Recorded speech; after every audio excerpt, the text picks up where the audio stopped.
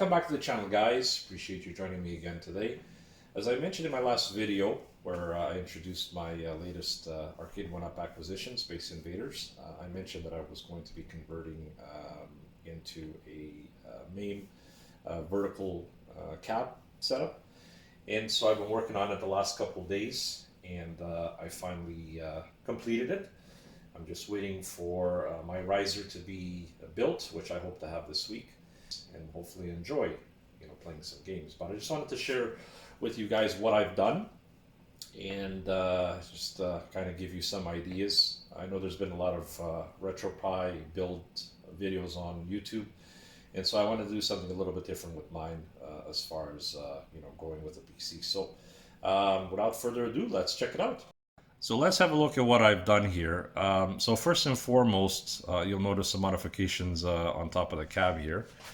So I added a PC power switch right to the top to make it easy to turn on and off.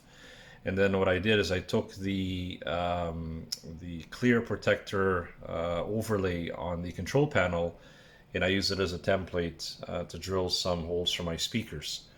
And so I wanted a little bit more sound out of my speakers. I didn't want to use the one speaker that came with the machine, which is not that great. So what I did is I mounted two speakers, one on each side, right under here. And then what I did is I drilled two holes, one for the power switch on and off, and then obviously one for the control volume. So I could always, or I should say volume control. So I could always adjust the sound kind of on the fly. So bringing you back down here, the first thing that I did was get rid of the 17-inch monitor that came with the machine. These Gen 1 or Gen 2 monitors aren't all that great, so I just decided to go with a 17-inch Dell LCD screen. Cost me $5. Removed the plastic cases off of it, and then I just mounted it using, I just mounted it using the original wooden shroud that came with the unit, and then I secured the back plate using some Gorilla black tape, and then I use these pipe straps to hold the monitor in place. So coming down here, you'll see my power supply, you'll see my PC. It's just a gigabyte motherboard with 8 gigabytes of RAM. It's got an Intel processor, 3.2 gigahertz, nothing fancy, but it does seem to run all the games with the shaders, enabled, and don't have any sort of slowdown or audio hiccups or anything like that. So that's pretty bare, as you can see it. I was going to make a shelf, but then I said, you know what, there's no point. Might as well just mount everything right to the bottom of the machine and call it a day. So. And for my front end, I'm using Launchbox/Big Box. Most of you guys, I'm sure, already know what the front end is. Tons and tons of videos on YouTube. And so Launchbox is kind of your game management as far as adding, deleting games, media, etc., etc. And then Big Box is your main front end. So I went with a vertical theme. I'm not too happy with this theme. It's a little bit lackluster. I still have to maybe fine tune it a little bit. But I think the choices for vertical setups are a little bit more, limited. And so this is the best I found. And I don't want to obscure the view, the viewing angle here. And then as you see, you can circle through the games. I use the Pyramids theme, for my game selection. And of course, all the games have video snaps and, etc., etc. So pretty simplistic. Now, a lot of you are probably, asking, let me just turn down the volume here. Why go with a PC when I go with a RetroPie unit, which is a lot less expensive?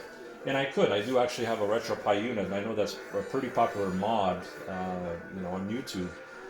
But, I think some of these, these more graphic-intensive games, such as, games produced by company Cave, which is a Japanese company, I think they require a little bit more power, and therefore I think just going with the PC is probably the safer bet.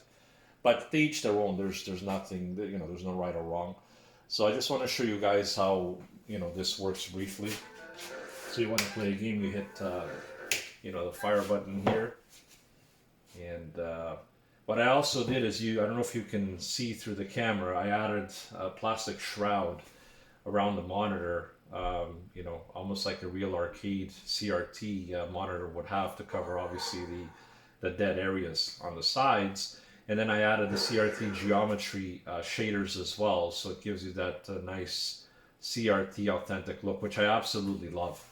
I actually compared this to my Street Fighter 2 that still has a 25-inch Wells Gardner K7000 monitor, and this is pretty accurate. So nice to see, you know, MAME coming a long way, you know, being able to use obviously shaders to make the games look more authentic.